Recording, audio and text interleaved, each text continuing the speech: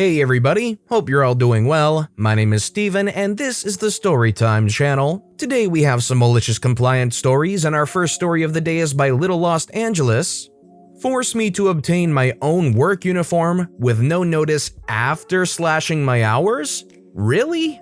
My final retail job was at a preppy designer clothing store. When I started working there, we were encouraged to wear the brand to work, although you could also wear plain khakis and a plain polo shirt. Then after a while, the general manager left. The new GM, a vicious, racist labor law ignoring psychopath, announces that we all have to switch to uniforms. Khakis or denim only, and a navy blue polo shirt or button down only. Which would be fine, but the company won't provide them.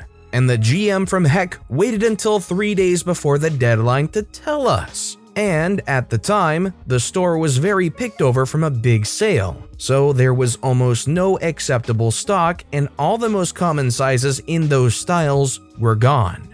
About 60 employees, mostly part-timers, were frantically scrambling to find acceptable clothes with almost no notice at our own expense, and nearly all of us had to look elsewhere. This was a particularly nightmarish prospect for me. I'd had my hours slashed repeatedly. In retaliation for reporting a work injury, the GM was later demoted over it, and another manager was fired, but that's another story.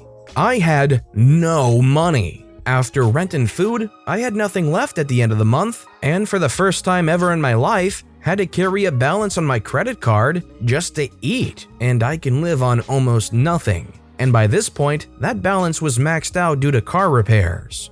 To make matters worse, my body is a nightmare to fit. Polos hang on me like tents and button-ups always gap. Even if I could afford to buy the clothes I was now expected to wear, they weren't going to fit me to brand standards, and I would not have the time to take them apart and reconstruct them. I went to the managers and explained that I couldn't afford any more clothes. They'd cut my hours, the GM had deliberately interfered with my job search, like I was going to stay put with her around, my credit card was maxed out, and I had no money left. Could I please get some help? Oh, it can be any brand, just no logo. Maybe you didn't hear me. I can't even afford to go to the Goodwill. True. They blew me off again. So you won't help me? Suit yourselves. I called my mom and asked if she still had any of the navy blue cotton fabric left over from a long ago sewing project. I was a fashion design major in art school. I knew how to make a shirt that fits me. I already had one made of handmade jeans since R&R discontinued my preferred cut. The shirt met the required criteria of having a collar and buttons, but I deliberately did not do a great job. And I know how to do a great job. I didn't have time to make a collar mock-up and adjust the patterns for the best drape. Oh well, the collar's just going to sit funny. I only had enough interfacing for the placket and the undercollar. Oh well, the collar already sits kinda funny anyway. I didn't have time to turn the collar points out exactly right. Oh well, they just won't quite match and one of them is just going to stick out a bit. I didn't have time to fix some crooked top stitching. Oh well, the thread matches anyway. I didn't have time to sew functional buttonholes. Oh well, the shirt closes with hidden zippers anyway, so it wouldn't gap. I didn't have the time or money to go to the fabric store for matching buttons and used several very similar ones. Oh well, you'd have to have a very sharp eye to notice. The fabric rolled and creased a bit along the hemline in, 3 or 4 places. Oh well, I didn't have time to press it, let alone hand stitch it.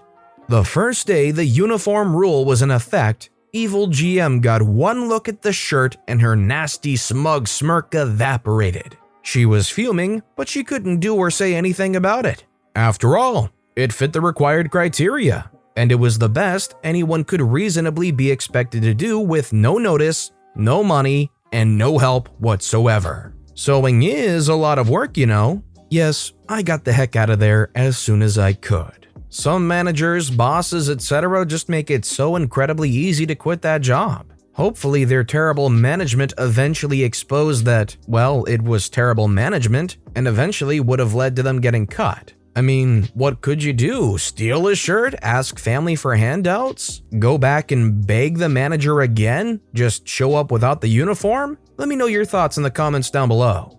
Our next story is by Routine Condition. The software does all that now. Okay, boss.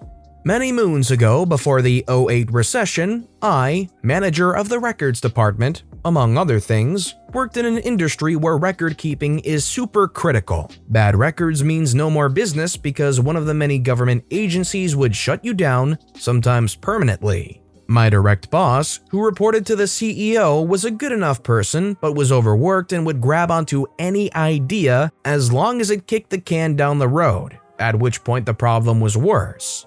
He needed to go, but the CEO liked the results despite how negatively they impact production and morale. In short, my boss had to go away and I needed to be the one reporting to the CEO. So I waited until he grabbed onto an idea so terrible that it had to be exploited. My boss came in and told me to stop the record keeping. All of it. He told me the salesperson for our software provider informed him that the software could do all of it. My boss was even kind enough to send me a direct email stating all of this. I called my team in and told them the news. We were all horrified and knew this would come back to bite us all. The software in question could do the job, but it was never set up or configured to meet the requirements. I had already spoken to legal and our government contacts a few months earlier about having software to do this, and we are required to inform them and submit samples of it prior to going live. None of that was ever done. So we kept doing our job as normal, and strangely, no one asked any questions. Until the quarterly meetings. My boss apparently had not informed the CEO on his plan and instead decided to show the cost savings he had implemented at the quarterly meeting. Thankfully, our accountant was a sharp-eyed person and she immediately started questioning things. From the information I received from other folks who were in the meeting at that point, the accountant asked how it was possible, and my boss confidently told them he stopped the record-keeping requirements and the software was taking care of all of it now. The IT people, who knew what was required to be compliant, apparently created a sound akin to a record needle scratch. IT stated we were months from implementation. Legal chimed in and pointed out that we were now in a serious bad legal position. The CEO turned white before assuming a wondrous red tinge. Much shouting was then heard. Apparently, the salesperson told me it would work was not a good excuse. Suddenly, my phone rings and it is the CEO. I am ordered to the conference room. I smile, grab my folder of evidence, inform my team I might not be back and it's been fun, and walk towards my fate. I walk into a scene I would have liked to have taken a picture of. The CEO, legal, and IT are up in arms. My boss looks defeated because he now understands how big the issue is now. I grab a seat and listen to the lamenting of the masses. When it is my turn to talk, I calmly explain my side of things. The CEO loved the direct email from my boss telling me to stop record keeping. After letting that sink in, I calmly told them of my insubordination for the good of the company, the uninterrupted status of the record keeping, and how we were not in a pile of trouble, but in fact were 100% compliant. There was a collective sigh of relief. I then told them moving forward, I would like to be out from under my boss's management and would prefer to report directly to the CEO. To my surprise, they agreed, and within the week my boss was moved to places he could inflict less damage while having more eyes on his actions. Look at me, I'm the boss now. Love the little Captain Phillips reference there at the very end. I mean, that's one great way to deal with it. Let the boss completely fall on their own butt, make sure that you safety netted the entire thing, and when it all boils over, you have all the evidence that you knew from the start that this was going to be a terrible idea, and that you were there to clutch everything anyways. Bye-bye, boss. This next story is by Mrs. Turtlebones. We don't need any of that anymore. 20-odd years ago, I was an administrative assistant to the training director in my company. For unknown reasons, the CFO had it out for her and our department as a whole because he did not see any value in what we did. The company got in some kind of pinch financially and laid a large number of staff off, including my director. From that point, I knew my days were numbered since I could not be an assistant to nobody. I am still good friends with my old director who was hired at a prestigious company where she makes more and her work is appreciated. When my turn came, the VP who let me go was not unkind, but ignorantly dismissive of my concerns regarding reports and other tasks I alone completed for the company, including an extremely complex and time-consuming report that had taken me a month to master after my director created it. These days, that kind of report could be handled easily with the right software, but not back then. Some of the other details of my job included vendor contacts and contracts, as well as employee travel for various conferences. "Don't worry about that," she airily assured me. "We don't need any of that anymore. You can use your 2 weeks' notice to get rid of it for me." Surprised but annoyed, I took her at her word, deleting all of the files, shredding a good deal of now unnecessary paperwork, clearing out all of my contact information, and so forth. Amazingly, in a layoff situation, I ended up getting a new job in the same company, and I'm still there in that position, which I love.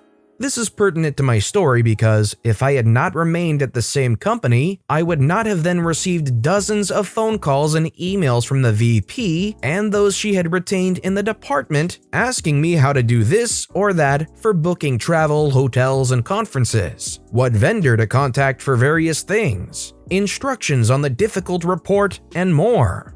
Fortunately, my new position in a separate division is extremely busy with constant customer contact, so we really are not supposed to be on the phone. This gave me leeway to answer in gentle and innocent puzzlement each time.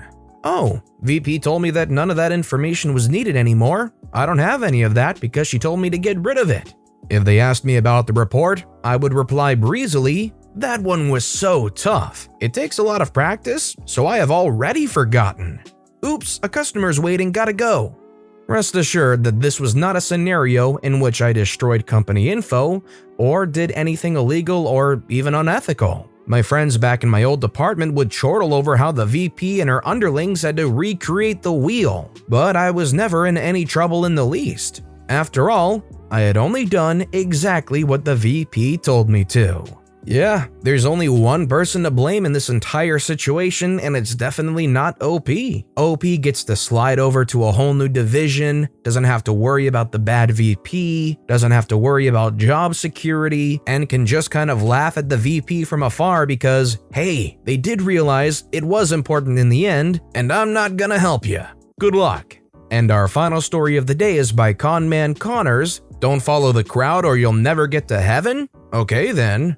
This is a story of child me thoroughly upsetting my mother, disrupting a church service, and undermining a sermon through malicious compliance. I do still argue that my view also represented a serious theological argument, but this story is frequently brought up to show how contrarian and poorly behaved I was as a child, or how much I think I'm so funny. I was about 10 years old at this time, but already showing some displeasure with weekly church attendance when there was video games or sleeping in I could be doing on Sunday mornings. In the church where I grew up, children would start the service with the adults, and after a few songs, they would head out to a back room and do more child-appropriate lessons, while the adults had their longer, more boring sermons. My mother took an active role in the kids' activities and, to her credit, spent a lot of time trying to make it fun, doing plays or musical numbers that the children would all practice and then come into the adult service to present what we had learned. For a couple of weeks leading up to this incident, we had been learning about the parable of the two gates in Matthew 7:13-15. Enter through the narrow gate, for wide is the gate and broad is the road that leads to destruction, and many enter through it. But small is the gate and narrow the road that leads to life, and only a few find it. You don't have to be a Christian scholar to guess the message here. Getting to heaven can be tough. You will walk the path less traveled. You must not be tempted to conform to majority. The time came for us to present how much we had learned to the rest of the church. Instead of going to our back room, all of the kids head up on stage. My mother and her helpers have arranged two doorways, one very big and one very narrow. The narrow doorway has heaven written above it, and the broad doorway, hell. A few well-spoken kids get their turn on the microphone to talk about the parable and how they promise not to be led astray by the crowd and stay focused on their faith, even if it's the harder path, etc. We are then all lined up and told to choose our doorway. Cue malicious compliance. Every child walks one by one through the narrow doorway marked Heaven and stands in a group behind as the congregation smiles and cheers their dedication to Christ. It was a literal and everyone clapped moment right up until I proudly strut through the broad doorway marked Hell. There's a few nervous laughs and a lot of frowns until the minister asks me, didn't I walk through the wrong door? No, sir. The Bible teaches we should not follow the crowd, so this must be the difficult door that leads to heaven after all. I got a few more laughs and the minister started to chastise me for not understanding the lesson. I was ordered to go through the correct door by my mother and did so with the most smug 12-year-old grin you can imagine.